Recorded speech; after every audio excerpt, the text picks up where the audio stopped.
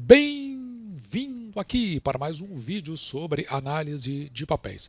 No dia de hoje vamos analisar a AES Brasil, que ontem, 4 de maio de 2023, fez a publicação dos seus resultados para o primeiro trimestre de 2023. E hoje, dia 5 de maio de 2023, teve a sua teleconferência para a apresentação desses resultados que nós tivemos a oportunidade de acompanhar e vamos trazer alguns detalhes aí com relação à companhia antiga, a AES Tietê, a Tiet 3, Tiet 4, Tiet 11 e que pagava muito bons proventos.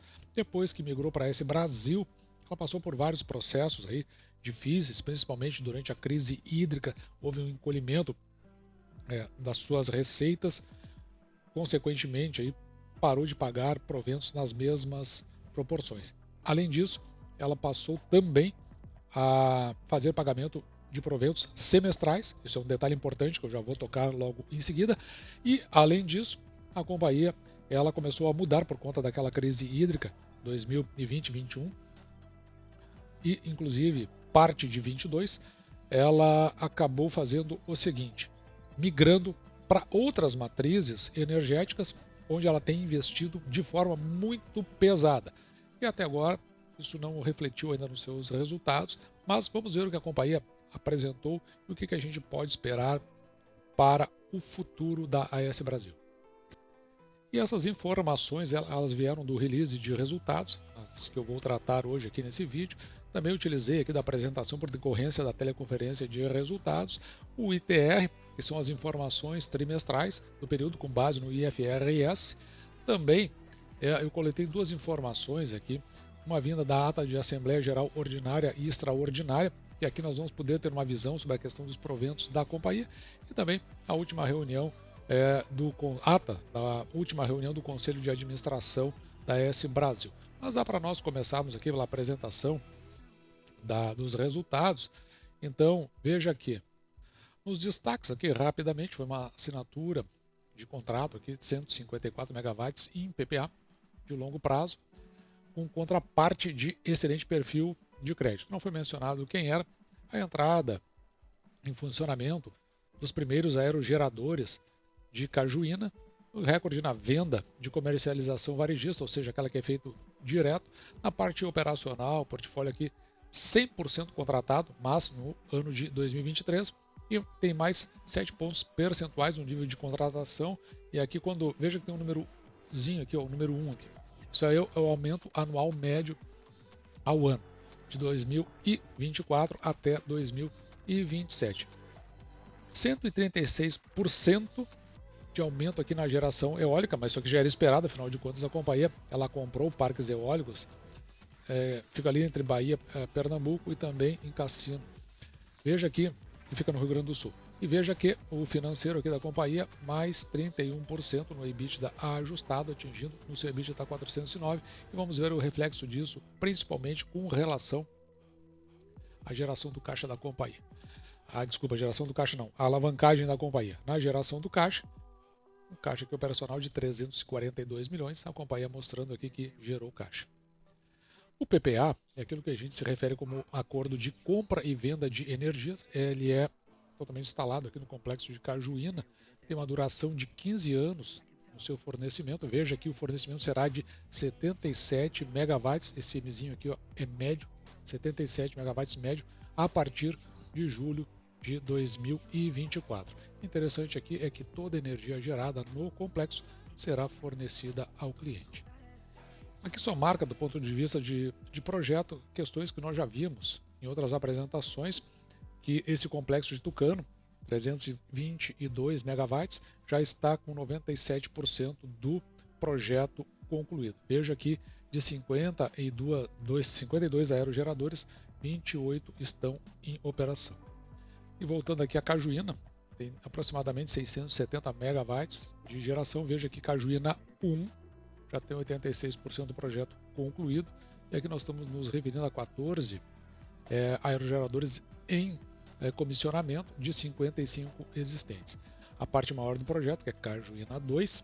Então veja que aqui, ó, enquanto aqui é 314 megawatts, aqui é 370. Então, na verdade, até eu acabei dizendo de forma errada, são 380 megawatts. Então, observe que esse projeto aqui, o Cajuína 2, já tem 40% do projeto concluído. Aí, aqui você já começa a imaginar o que pode resultar em termos de retorno para a companhia a partir da entrada em funcionamento desses geradores, porque eles têm o seu tempo de entrada e não necessariamente todos ao mesmo tempo, mas é o potencial que a AES Brasil vem colocando em cima, principalmente desses dois projetos, dentro da sua visão de diversificação da sua matriz energética. Na questão varejista, veja, 42% de crescimento na carteira varejista, que tinha sido mencionado lá nos destaques, e veja como ela vem crescendo aqui desde 2019. Neste caso, há que se considerar que a AES Brasil ela se coloca entre os 3 maiores varejistas do segmento no país.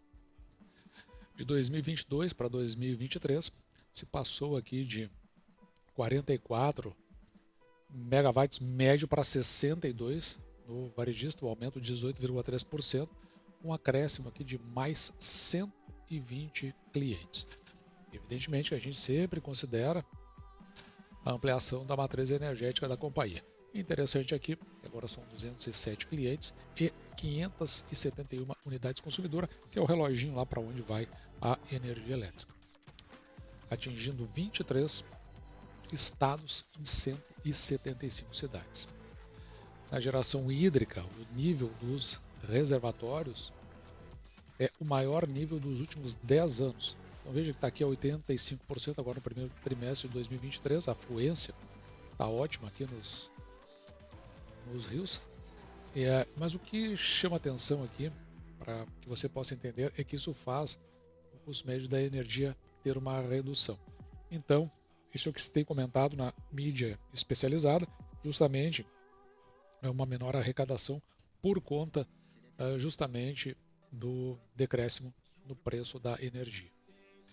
Com esses níveis dos reservatórios, a possibilidade aqui de mais 29% de energia gerada. Na geração eólica, veja aqui, crescimento na geração de 136%, que é esta geração que está aqui em gigawatt-hora. Passou de 408 para 965, lembrando os empreendimentos adquiridos pela AES Brasil. No ano passado nós trouxemos aqui no canal.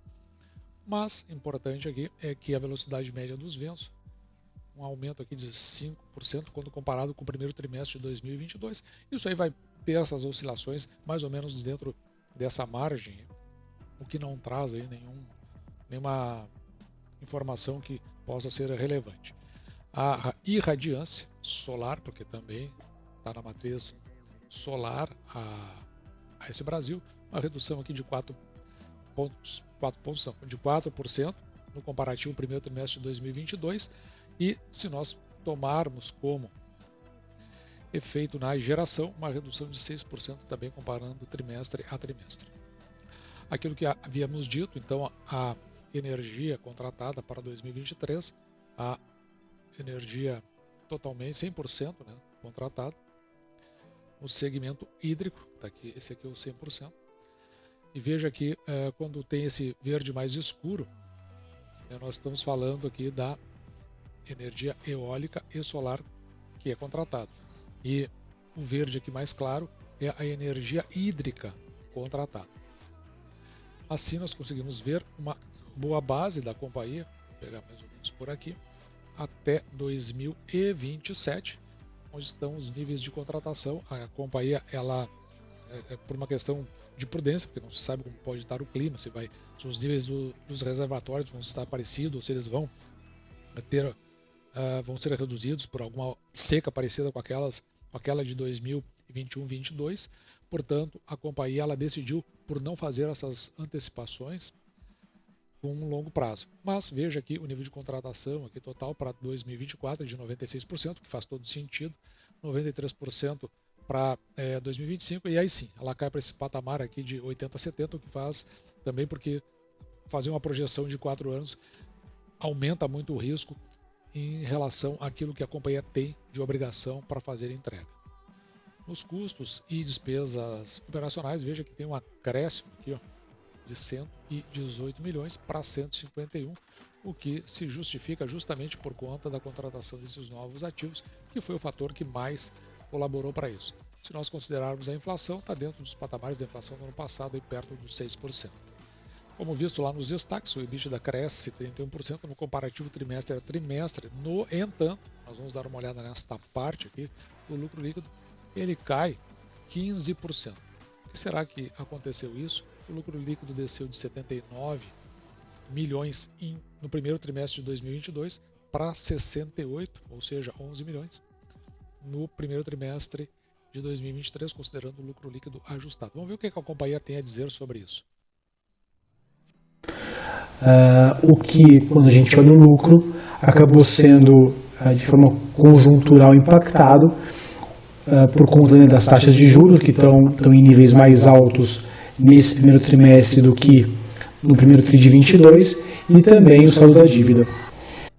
E é só isso que a companhia trouxe aqui para a redução do lucro líquido. O impacto da taxa de juros, que é muito alta, e também a questão aí das parcelas da dívida que a companhia tem. Então veja a importância desse detalhe, porque diante de todos os investimentos que a companhia fez, ela chegou a uma alavancagem aqui de 5,42. Mas também já teve mais alto aqui no quarto trimestre de 2022. Ela tem uma alavancagem muito alta e agora é que os projetos estão entrando em operação. Se você é acionista da AS Brasil, dê uma olhada nisso aqui. Veja que isso aqui é o cronograma de amortização da dívida. Para esse ano é relativamente tranquilo, 529 milhões, mas nos anos de 24 e 25 fica aqui na faixa dos 2 bilhões, inclusive se repetindo isso em 2027, o que sugere várias questões quando a gente olha para isso. A primeira delas é o que a companhia possui em caixa, que são o que ela tem em caixa e o que ela tem nas suas aplicações, 4,5 bilhões. Então veja que ela está fazendo um processo de captação justamente para poder ter fôlego para essas parcelas de dívidas mais pesadas que virão para 24, 25 e 27. Mas será que a companhia ela pensa desta mesma forma? A gente pode dar uma olhada. Verificar aqui o que a companhia tem como seu principal foco, onde ela está direcionada e o que a gente pode esperar da AS Brasil nos próximos anos, eu diria. Vamos dar uma olhada aqui. Então hoje nosso principal foco é reduzir nossa alavancagem, é aumentar a geração de caixa da companhia através da entrega desse 1 giga que a gente está em construção, mas seguindo sim avaliando oportunidades. Eu te diria hoje que o nosso principal foco de crescimento tem sido otimizar o nosso portfólio atual. Então a companhia ela deixa bem claro o que ela pretende, né? Fazer a redução da sua alavancagem e também buscar, né, através da otimização dos seus portfólios, para que isso não tenha muito, ou não tenha, pelo menos, o que se deu para entender, um impacto significativo sobre as contas da companhia, e o que eu acredito que possa acontecer à medida que esses projetos começam a entrar e começa a ter reflexo imediato sobre o EBITDA da companhia. No geral foi isso o que foi apresentado, e aqui a gente pode falar um pouco sobre proventos. E para a gente tratar de proventos, é importante que a gente tenha conhecimento desta ata da Assembleia Geral, na verdade foram duas, né? Geral Ordinária e Geral Extraordinária, que foi realizado aqui no dia 27 de abril de 2023. O que importa aqui? Quando você vai olhar para essas atas, tem uma coisa aqui que eu pelo menos entendo como o mais importante, que é nesse item aqui, o item número 7, a ordem do dia. Porque se você como acionista, você vai receber essa ordem do dia antecipado. E aqui tem os itens de tudo que será tratado no dia. Essa aqui no caso, Assembleia Geral Ordinária. Então observe aqui o item número 4, que a ideia é deliberar sobre a destinação dos resultados da companhia relativo ao exercício social fino do ano passado, foi no dia 31 de dezembro de 2022. Então, o que você vai procurar aqui é o item número 4 do que foi decidido na Assembleia. Então, você vai descer aqui para verificar, ó, veja aqui as deliberações. Então a gente está falando do item 4. Ele vai corresponder aqui, ó, com o 9, 91, 92, 93 e 94. E aqui a gente pode ver o que foi aprovado em decorrência desse item, que foi o pagamento de proventos com relação ao exercício passado. E aqui nós conseguimos verificar que o lucro apurado aqui de quase 150 milhões, ele ainda é acrescido do ajuste de avaliação patrimonial de mais 50, quase 55 milhões, e aí também o acréscimo de dividendos e juros sobre capital próprio, esses valores já prescritos, que acrescentam mais 43, quase 44 milhões, e também a subtração aqui da reserva legal em torno de 5%, de 10 milhões, o que totaliza, então, para ser tratado nesse item, 194 milhões. E aí, o que acontece? Aquilo que a gente viu agora há pouco, né? 5% desse valor, aqueles 10 milhões, eles são destinados à reserva legal. Então, 5% equivale a esses 10 milhões que estão aqui. 52 milhões, que equivale a 27,2% do lucro líquido, é para pagamento de dividendos. Mas acontece que esses dividendos aí, eles já foram pagos lá atrás como dividendos intermediários. 4 de agosto e 30 de setembro de 2022. E como dividendos intermediários foram imputados aos dividendos mínimos obrigatórios, aqueles que estão ali em cima, então não há saldo adicional a ser pago aos acionistas a título de dividendos. É isso aí. E o restante, retido para execução do orçamento de capital para o exercício de 2023. Esse valor aqui, 141 milhões, junto com outros valores, né, de exercícios anteriores, 843, quase 844 milhões, eles têm aqui a finalidade, aliás, isso aí tudo vai levar a um montante aqui de quase 1 bi, mas a finalidade é subsidiar parcialmente os investimentos da companhia no montante aqui de 3 bilhões e cumprir com o cronograma de, olha aqui, interessante, amortização das dívidas existentes, que foi exatamente o que a CFO da companhia nos disse naquele trecho que eu trouxe da apresentação de resultados. E eu finalizo aqui com o nosso quadro de indicadores, porque quando a gente olha para tudo isso que foi dito, a gente adota uma postura ainda mais conservadora. Veja que lá no início do ano, por conta de analisarmos os resultados do quarto trimestre de 2022, a gente tinha uma projeção aí de receita líquida de 3 bilhões. Olhando para os números da companhia, nós passamos aqui para 3,1 bi. Subiu um pouquinho. No entanto, com esse lucro líquido que foi apresentado, a gente tinha uma projeção de 338 milhões, agora a gente reduziu aqui para 241 até o final do exercício de 2022, isso porque nós estamos sendo muito conservadores. A realidade é que provavelmente fique um pouco acima disso, mas é sempre bom a gente adotar medidas conservadoras para que a gente não venha se surpreender aí no futuro com perspectivas exageradas. Nós estamos considerando aqui um payout de 50%, o que significa que a companhia tem condições de pagar aqui 20 centavos nesse exercício. Ela anuncia semestralmente, então nós estamos contando com 20 centavos, o que não está muito distante aí, do que pelo menos a gente pôde verificar nos últimos 2 anos de pagamento de dividendos, fazendo a média, vai chegar muito próximo desses valores. Se nós pegarmos a média dos últimos 5 anos, a companhia veio pagando 60 centavos, mas a gente precisa lembrar que em 2021 passou de AS Tietê para AS Brasil, e aí teve tudo que eu já discuti aqui em relação aos resultados da companhia, e veja que se nós dividirmos esses 60 centavos por 6%, que é o mínimo que aceitamos receber em proventos por ação, nós teríamos então aqui um preço teto de R$10. Para esses 20 centavos que nós calculamos, o preço teto nosso fica aqui em R$ 3,34. Considerando o patrimônio líquido apurado aqui na companhia, de 5,5 bi, ali decaiu um pouco, nós vamos ter aqui um preço sobre o valor patrimonial por ação em 1,22, mas veja que o preço da ação dividido pelo lucro líquido por ação em 27,87, ou seja, quase 30 anos para receber, em função desse lucro líquido que foi apresentado, que a gente está projetando. Então, hoje, para nós, adquirir a AS Brasil fica um pouco complicado, porque se confirmar esse dividendo, que vai ficar com um dividend yield de 1,79%, muito abaixo dos 6% que nós estamos procurando. Eu acredito que o melhor aí é a gente esperar para ver os próximos resultados da companhia e agir com uma cautela. Até porque a ação ela já está indo a R$ 11,18, o que me parece que o mercado está apostando na sua valorização. Isso porque, conforme eu tinha dito aqui já no dia de hoje, a ação aqui vai a R$ 11,18. Se você verificar que a última vez que nós analisamos a AES Brasil, dia 24/2, a cotação dela estava aqui a R$ 9,95. Aí você veja o quanto subiu o preço da ação.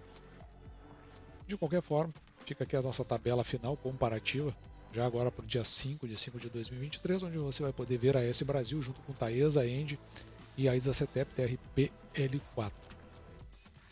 E o que eu vejo aí é que a companhia não está com os indicadores que estão favorecendo novas aquisições de AES Brasil. Então, para fins da carteira do canal, principalmente para o payout que a gente está vendo, payout não, dividend yield que a gente viu ali, muito baixo, eu acho que é melhor a gente aguardar os próximos resultados da companhia para verificar se ela retorna aos patamares de pagamentos mais consistentes de dividendo. Como ela está indo numa linha de valorização, se ela não retornar para esses patamares, é uma ação que talvez se tenha que estudar retirá-la da carteira, porque o interesse aqui do canal é o pagamento de dividendos e não a valorização das ações. O dia de hoje, o mercado deu uma bela disparada, principalmente nas ações de banco, elétricas e seguros, não favorecendo absolutamente nada nas compras de nossas ações. A gente precisa ir com cautela nessa hora, porque, a meu ver, o mercado ainda continua bastante pressionado. Dito isso, esse foi o nosso vídeo de hoje. Vou ficando por aqui, me despedindo de você e deixando, como sempre, o meu grande abraço!